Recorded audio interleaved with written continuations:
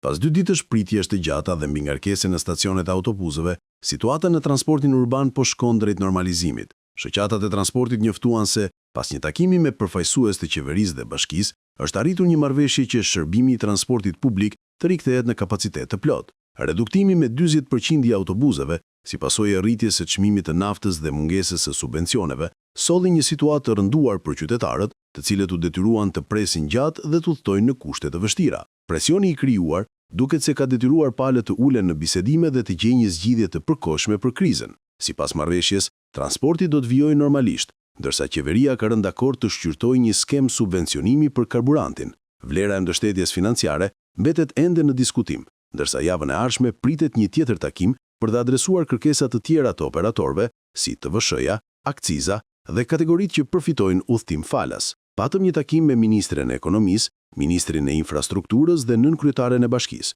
U dakorduam që transporti do të rikthehet në normalitet dhe do të ketë subvencion lek për litër, por do të jetë në diskutim si vlerë. Nga sot do të vazhdojë transporti me kapacitet të plot, se edhe operatorët duan ta ofrojnë shërbimin siç duhet, për shkak të asaj që u pa këto 2 ditë. Do të kemi edhe takim tjetër javën që vjen për të diskutuar kërkesat e tjera ekonomike, si TVSH, akcizë, kategoritë që udhtojnë falas, shprehet shoqata.